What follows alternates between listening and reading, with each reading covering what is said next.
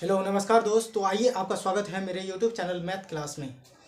आज मैं आपको क्लास 10th के बोर्ड एग्ज़ाम में 100% जो पूछने वाली है, बहुत ही एनालिसिस करने के बाद ऐसे सवाल को मैंने एकत्रित करके मैंने आपके सामने लाया हूं, जो कि 2 नंबर के सवाल में आपको पूछे जाएंगे एग्ज़ाम में। ये 100% है, जो कि मैंने आपको यहाँ पर भी लिखा हुआ है। तो इनमें से 15 सवाल हैं जो कि आपको अनिवार्य है कि एग्ज़ाम में 15 सवाल की जवाब देना है। उसमें सवाल रहेंगे 30 में से केवल आपको 15 गो सवाल का जवाब देनी पड़ती है। तो ये शॉर्ट क्वेश्चन है, यानी कि शॉर्ट क्वेश्चन है जो कि 2 नंबर के सवाल में पूछे जाएंगे। तो आप मेरे साथ बने रहें, और ये 100% है, मेरे चैलेंज के साथ है कि ये सवाल आपको 100% एग्जाम में देखने के लिए मिलेगा ही। और ये सब सवाल को मैंने क्या ले आए हैं कि केवल प्रश्नों को लाए हैं, कि ताकि आप इस प्रश्नों को पढ़ करके आप क्या कर पाएँ कि आने वाली एग्ज़ाम में आप अच्छे से परफॉर्मेंस कर पाएँ। इसकी कैलकुलेशन को मैं बताऊंगा, आप पूरी वीडियो को देखिए। उसको मैं इस वीडियो के माध्यम से केवल आपको ये बताऊंगा कि इससे सवाल जो है कि 100% आएंगे, और इसे आप देखना, पहले पूरी वीडियो को देखिए कि मैं इस सवालों में क्या क्या बताने वाला हूं, कि जो कि आपको 100% क्यों है, ये बात को लेकर के। तो आइए, आपका स्वागत है मेरे यूट्यूब चैनल में। तो यहाँ से देखते हैं कि सवाल है, क्या लिखा है कि मैथ बोर्ड एग्जामिनेशन अनिवार्य है। ये लघु उत्तरीय प्रश्न है जो कि 100% है, जिसमें कि 15 नंबर का सवाल, 15 क्वेश्चन का जवाब देना है। 2 नंबर का प्रत्येक सवाल होंगे, इसमें कि आपको 30 अंक, ये केवल इतना ही प्रश्नों को आपको कर लेने से आपका एग्ज़ाम जो है कि कंप्लीट तरीके से आप इसी में से ही आपका एग्ज़ाम क्वालिफाई हो जाएंगे, मतलब आप पास कर सकते हैं। तो आइए हम एक एक सवाल में डिस्कस करते हैं कि सवाल है क्या। पहले नंबर सवाल में दिया हुआ है कि यूक्लिड विभाजन एल्गोरिथम के ही मदद किए 870 से 225 का ही महत्तम समावर्तक ज्ञात करें। महत्तम समावर्तक जो कि आपने पढ़े हैं, तो उसको कैसे बनाना है, 2 तरीके से, एक डिवाइड मेथड से, एक फैक्टराइजेशन यानी कि गुणनखंड मेथड से बना सकते हैं। तो जिसमें से HCF फाइंड आउट करने के लिए कहते हैं, ठीक है, HCF यानी कि महत्तम समावर्तक। तो अगले सवाल में देखते हैं कि फिर क्या दिया हुआ कि बिना भाग दिए हुए बनाए कि ऐसे ही परिमेय संख्या जो कि 13/343 का ही दशमलव प्रसार का शांत और अशांत को दिखाने के लिए कहता है कि शांत है या अशांत है, जो कि 13/343 दिया हुआ है, जिसमें कि दशमलव प्रसार होते हैं, कि इसको भी डिवाइड से निकालना है।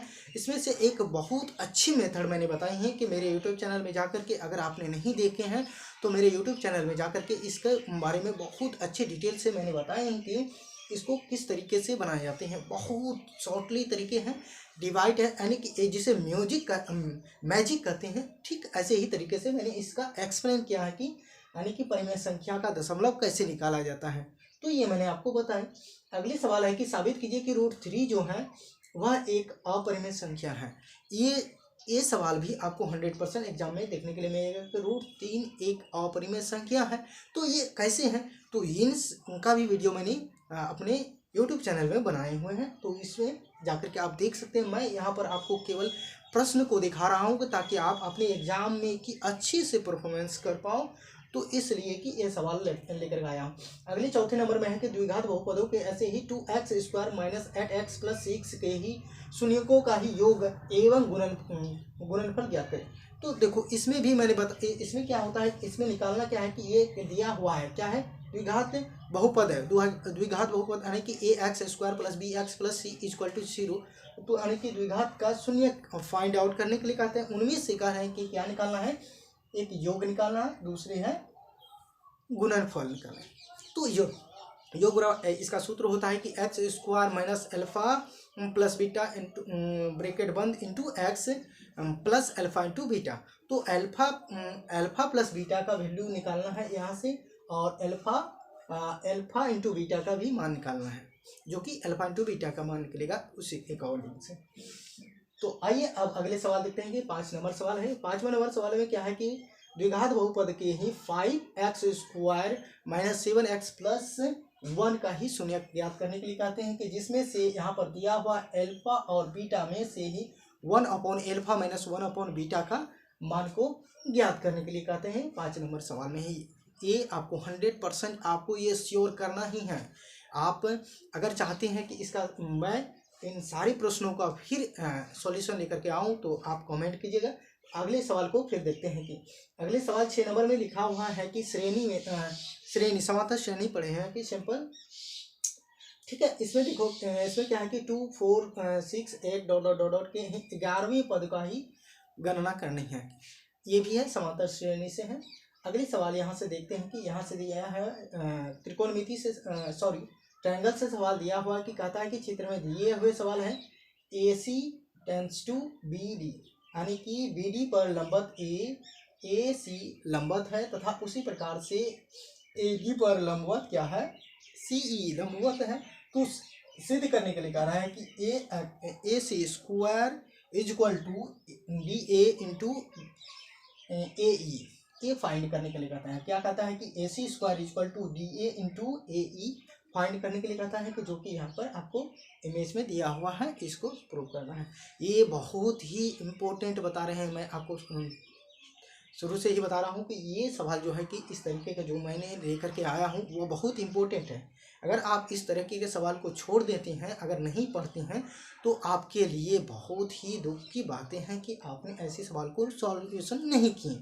तो अगले सवाल में आते हैं कि फिर 8 नंबर सवाल में दिया हुआ है कि त्रिभुज ABC तथा त्रिभुज DEF के ही समरूप है तथा इसके ही क्षेत्रफलों के ही क्रमशः 9 सेंटीमीटर तथा 64 सेंटीमीटर स्क्वायर के हैं। मतलब क्षेत्रफल के ज्ञात करने के लिए कहता है 9 सेंटीमीटर स्क्वायर तथा ही 64 सेंटीमीटर स्क्वायर के है। तो इसके क्या निकालने के लिए कहता है, निकालने के लिए कहता है समरूप त्रिभुज। क्या निकालने के लिए कहता है समरूप त्रिभुज।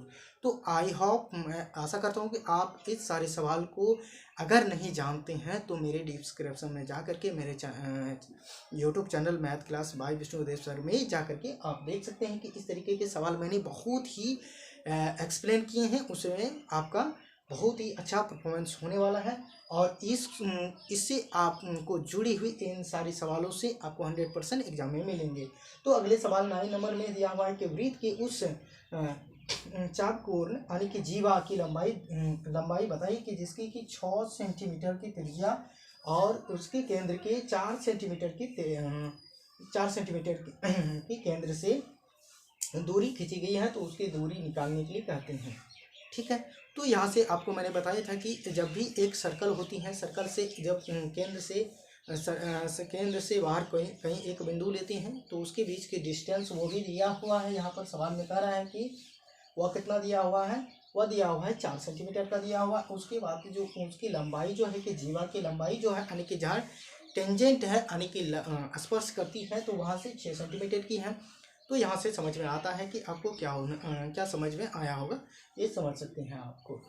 अगले सवाल 10 नंबर में देखते हैं कि ये ट्रिग्नोमेट्रिक से सवाल है। 10 नंबर से आपको ये मालूम होगा कि ट्रिग्नोमेट्रिक ही केवल एक ऐसे चैप्टर है कि जिससे कि आपको 22 मार्क्स दिला सकते हैं। तो आपको मैं बार बार कहता हूँ कि मेरी यूट्यूब अगर आपने नहीं देखे हैं तो आप मेरे यूट्यूब चैनल में जा कर के सर्च कीजिएगा math class by Vishnudev sir. उसमें आपको कि ट्रिग्नोमेट्रिक के पूरे डिटेल्स के साथ आपको वहाँ पर मिलेंगे और वहाँ से आप इस तरीके के छोटे से छोटे सवाल को, चाहे इससे बड़ी बड़ी सवाल क्यों नहीं हो, उसे भी आप आसानी से चुटकियों में सॉल्व कर सकते हैं। तो देखते हैं कि आइए 10 नंबर सवाल में लिखा हुआ है कि tan थीटा इक्वल टू 3/4 यानी कि 3/4। तो ही ज्ञात करें कि 5 sin theta minus 3 cos theta upon 5 sin theta plus 3 cos theta. इस तरीके के सवाल को आप चुटकियों में बना सकते हैं कि अगर आपने मेरे यूट्यूब चैनल में नहीं देखे हैं तो आप जा करके देख लें। अगले सवाल 11 नंबर में दिया हुआ कि यदि tan A इक्वल टू 1 और sin B इक्वल टू 1/√3 तो ऐसे ही छोटी कॉस्ट A प्लस B का ही मान ज्ञात करना है। तो इस तरीके के भी सवाल हमारे आपको मैंने बताए हैं।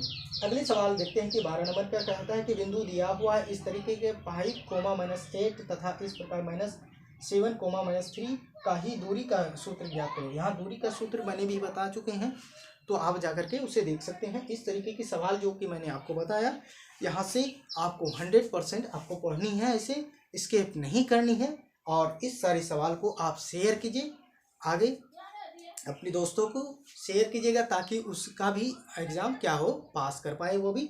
इसलिए मैं आशा करता हूँ। अगले सवाल यहाँ से देखते हैं कि अगला सवाल दिया हुआ कि क्या है फिर, आवाज गुणनखंडों के विधियों से 96 और 404 का ही एचसीएफ और एलसीएम का फाइंड आउट करने के लिए कहती हैं कि ये सवाल है।